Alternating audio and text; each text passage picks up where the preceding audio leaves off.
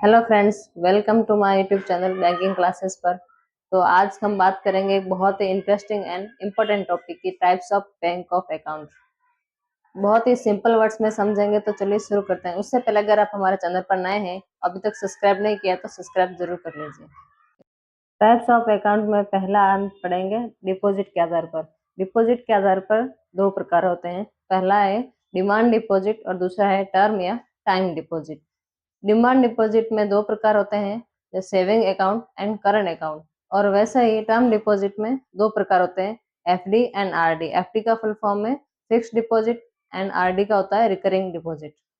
आज के सेशन में हम सिर्फ यही नहीं पढ़ेंगे, बल्कि इसके अलावा एनआरआई अकाउंट फैसिलिटी, एक बैंक का दूसरे बैंक में जो अकाउंट होता है, इन सब के बारे में भी बात करेंगे। तो सबसे पहले हम बात करेंगे करंट अकाउंट की। करंट अकाउंट क्या होता है? यह एक डिपॉजिट अकाउंट है जिसमें आपको कोई भी इंटरेस्ट नहीं मिलता है। तो फिर आप सोचेंगे कि हम इसमें इसका क्या यूज है, हमको इंटरेस्ट नहीं मिलेगा, तो आप इसे क्यों खुलवाएंगे? बेसिकली ये बिजनेसमैन लोग जो होते हैं या नॉर्मली कोई भी जो अपना बिजनेस करता है, उसके लिए इनको डेली बहुत सारे ट्रांजेक्शन करने पड़ते हैं। पैसा अर्जेंटमेंट चाहिए होता है तो भी चाहिए, और जमा भी करवाना होता है। तो इसके लिए ये अकाउंट मेनली यूज होता है। इसीलिए इन पर कोई भी इंटरेस्ट नहीं दिया जाता है, लेकिन इन पर कोई भी लिमिट नहीं होती, आप डेली में कितना भी ट्रांजैक्शन कर सकते हैं। करंट अकाउंट में मिनिमम बैलेंस आपको मेंटेन करके रखना पड़ता है। अगली बात करते हैं सेविंग अकाउंट की। सेविंग अकाउंट का पर्पस क्या होता है? लोगों की जो सेविंग होती है, उसके बदले में उनको इंटरेस्ट मिल जाता है, और इससे एक अच्छी हैबिट होती है। इसका फायदा हुआ था जब 2008 में क्राइसिस आई थी, वर्ल्ड लेवल पर आर्थिक मंदी आ गई थी। दुनिया के अमेरिका जैसे देश के बड़े बड़े बैंक इससे डूब गए थे और सबकी इकोनॉमी पूरी तरीके से बर्बाद हो गई थी, लेकिन भारत इससे बच गया, क्योंकि भारत के लोगों की आदत होती है सेविंग करके रखने की। तो मिडिल क्लास की वजह से हमारा देश आर्थिक मंदी से बच गया, इसीलिए इसका यूज मैक्सिमम लोग करते हैं। सेविंग अकाउंट में मिनिमम बैलेंस कंपलसरी नहीं होता, ये बैंक टू बैंक अलग अलग अकाउंट पर डिपेंड करता है। जैसे कि प्रधानमंत्री जन धन योजना में जीरो बैलेंस अकाउंट में आपको कोई मेंटेन रखने की जरूरत नहीं होती, लेकिन बाकी में किसी में 2000, 4000, 10,000 अलग अलग बैंक के हिसाब से अलग अलग मेंटेन रखना पड़ता है। अगर आपको यहाँ तक समझ आ गया, तो अब आगे चलते हैं टर्म डिपॉजिट पर। पहले बात करेंगे एफडी मतलब फिक्स्ड डिपॉजिट। इसमें कुछ फिक्स्ड अमाउंट जैसे कि 1000, 10,000 हम एक साथ में कुछ फिक्स टाइम पीरियड के लिए रख सकते हैं, और उसे हम बीच में विड्रॉ नहीं कर सकते हैं, और बदले में बैंक हमें अच्छा खासा इंटरेस्ट देती है। तो अब आप ये सोचेंगे कि ये तो सेविंग अकाउंट में भी होता है, फिर हम कुछ लिमिट के लिए क्यों रखें? तो उसमें क्या है, सेविंग अकाउंट में हमें ब्याज 3%, 4% लाइक अलग अलग मिलता है, लेकिन कम मिलता है कंपेयर टू एफडी पर। एफडी पे 6%, 7% इस टाइप में जो है मिलता है। कम से कम 7 दिन के लिए और ज्यादा से ज्यादा 10 साल के लिए आप एफडी करा सकते हैं। अब बात करें आरडी मतलब कि रिकरिंग डिपॉजिट। इसका रिकरिंग का मतलब ये लगातार। एफडी में हम कुछ अमाउंट जैसे कि 10,000 एक बार में हम एक साथ भरते हैं, और उसको एक 10 साल के लिए मान लो लॉक हो जाते हैं। लेकिन आरडी में क्या है, हर साल 1,000 1,000 करते हैं, 10 सालों तक हम 10,000 भरते हैं, और उसके बाद हमें एक साथ में हम अमाउंट निकाल लेते हैं।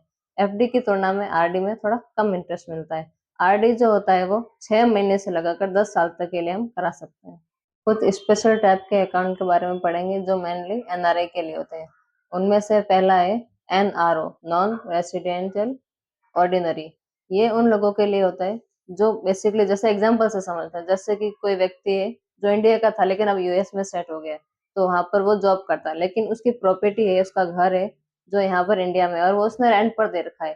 तो जो उसके जॉब की इनकम आती है, वो भी इंडिया वाले अकाउंट में रख सकता है, और जो इंडिया से उसके रेंट पर दिया गया घर है, उससे जो इनकम आती है वो भी यहाँ रख सकता है। वो दोनों प्रकार के इनकम को अपने एनआरओ अकाउंट में रख सकता है, और बदले में उसे इंटरेस्ट मिलता है।